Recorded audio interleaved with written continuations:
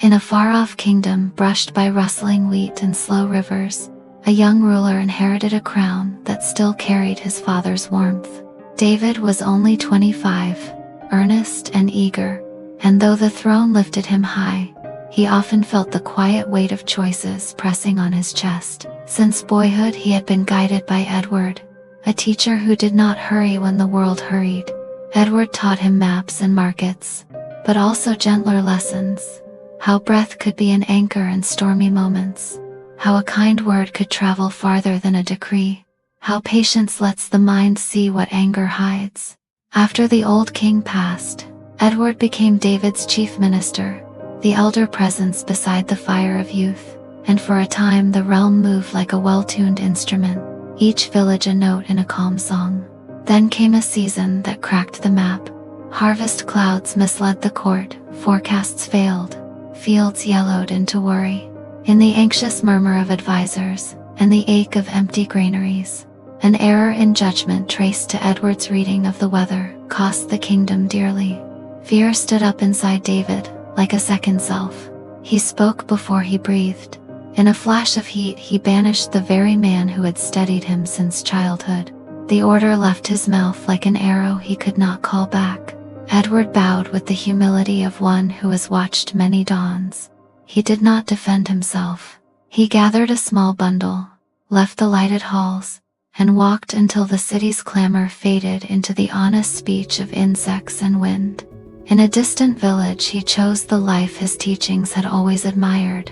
Low house, high sky, earth under fingernails. He still had means to live comfortably. Instead, he kept his days simple, mending a fence, sharing tea with a widow, showing children the patient art of watering a seedling until it remembers its shape.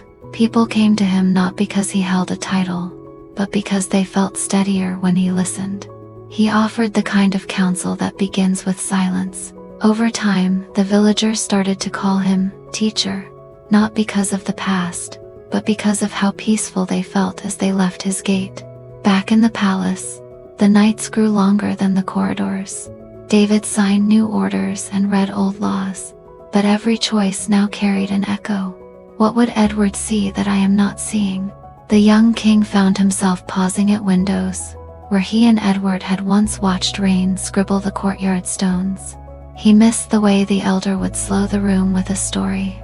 Of a farmer who waited one more sunrise before judging the crop.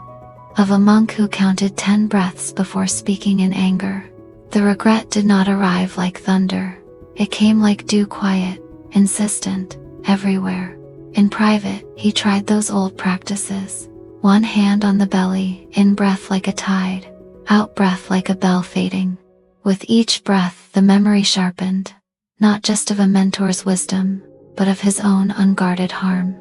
Meanwhile, the kingdom's needs did not wait. Decisions multiplied, rations to apportion, prices to steady, voices to answer. David began to see what fear does to judgment, how it narrows the road and paints enemies on familiar faces.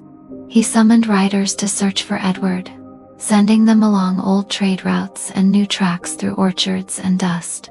Days stretched, letters returned without news, and David's apology practiced in the quiet found no ears to receive it. Yet the teaching had not deserted him. In one lucid dawn, he recalled how Edward solved dilemmas by inviting them to ripen. Wisdom, the elder used to say, needs space the way a seed needs soil. So the king set a careful trial across the realm, a test not of flattery, but of insight, hoping that somewhere the fragrance of Edward's mind would rise again. And in a small village garden, a vine began to curl around glass. The clay jars rattled like riddles across the land. Each village head held one, puzzled by the king's order. Return this vessel filled with wisdom within a month, or replace it with jewels. Some fretted over coins they did not have. Others wondered if words themselves might weigh enough to satisfy a monarch. In the village where Edward now tilled his quiet rows, the headman carried the jar as if it were a burden of stone. He found the elder in a garden, where vines curled like handwriting upon the soil.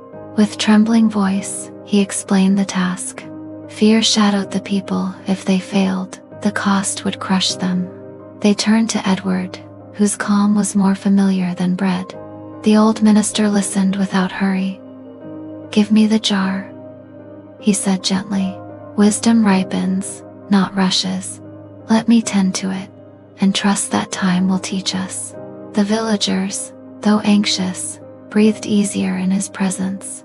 They knew that patience itself was already a kind of answer. For many days, Edward pondered. He did not search for clever phrases or precious stones. He simply lived as he always had, watering plants, repairing a fence, watching how nature resolved what men often complicated. Then one morning, as the mist loosened its grip on the earth, his gaze fell upon a tender pumpkin vine. The idea came not as thunder, but as a candle lit quietly in a corner. He placed the tiniest pumpkin inside the jar, leaving the stem still wedded to its root. Each day he watered, and each day the fruit swelled, its roundness pressing against the glass, its life shaped by patience and boundary alike. By the month's end, the jar was not filled with coins or papers, but with a living truth. A pumpkin that had grown until no hand could remove it. When the king's riders returned, Edward released the vine and sent the jar back with nothing more than silence. In the palace, David held it with both awe and recognition. The sight of that swollen fruit, nurtured in a prison yet flourishing, struck him like a sermon without words. "Only Edward could have taught a jar to hold wisdom this way," he whispered, and in that whisper trembled both regret and resolve. He saddled his own horse, no longer willing to hide behind decrees, determined to find the man he had wronged. And the villagers, watching the jar depart, learned a lesson too, that wisdom is not always spoken. Sometimes it is grown, tended, and revealed only in its own time. The pumpkin in the jar became their quiet parable. That patience, like soil and water, can turn impossibility into nourishment. The road stretched long beneath the hooves of the king's horse, each mile echoing with memories he could not silence. David rode not as a ruler that day, but as a student who had cast away his teacher. In the villages he passed, he asked with humility if anyone had seen an elder with eyes like calm rivers. Some shook their heads, others smiled faintly, pointing toward distant fields.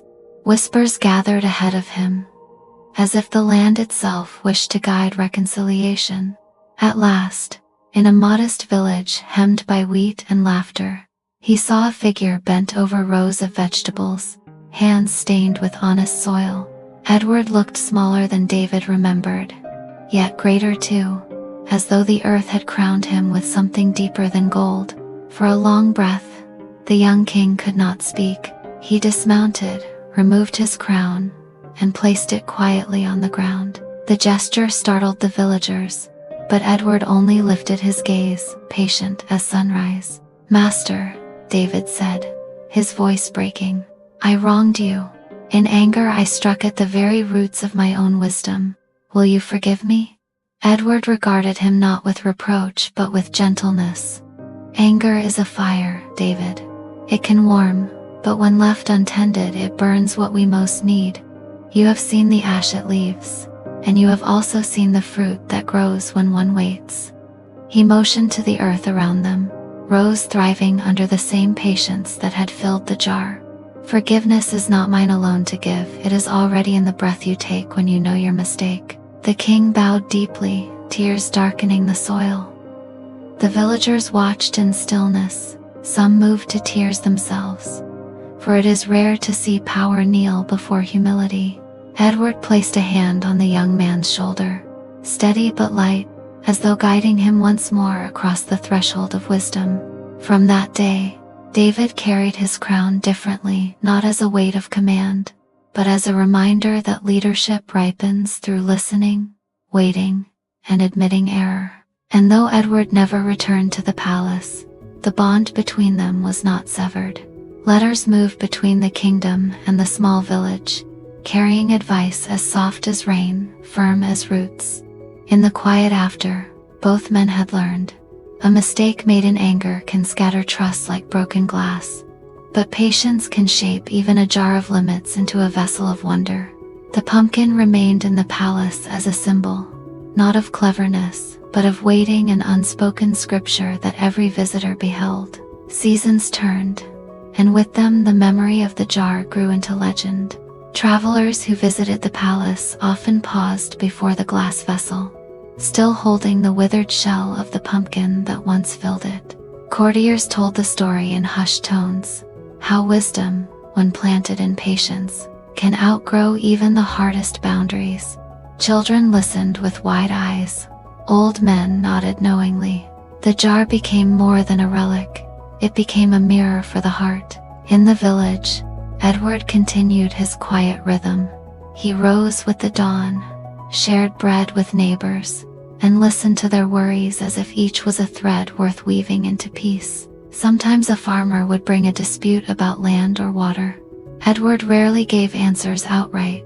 Instead, he would tell a tale, or simply sit in silence until the quarrel softened. The villagers began to realize that often the solution was not hidden in clever words, but in the calm that comes when anger is allowed to dissolve. King David, though young in years, was ripening in spirit. His counselors noticed. He now paused longer before giving orders, sometimes closing his eyes, sometimes tracing slow breaths. When advisors urged haste, he would reply, "A seed grows no faster when shouted at." His kingdom, once shaken by scarcity, began to steady again, not only through policy, but through the calmer heart of its ruler. Yet the story did not end with triumph or with sorrow. Life went on. New harvests brought both abundance and loss. Rains came late some years, early in others. Edward aged, his hair silvering like morning frost, while David matured into a king who knew the taste of regret and the strength of humility. Neither man claimed perfection. Both accepted that missteps are part of the path. And perhaps that was the deepest lesson, the kind that cannot be sealed in a jar. Wisdom is not a jewel to hoard, nor a decree to enforce. It is a living thing, fragile as a seed, resilient as a vine, asking only for time, care, and trust. The story leaves us not with an ending, but with an open gate. Each of us must choose whether to act in haste or to breathe, whether to let anger decide or to wait for patience to ripen. Somewhere in that choice, a jar waits for its pumpkin,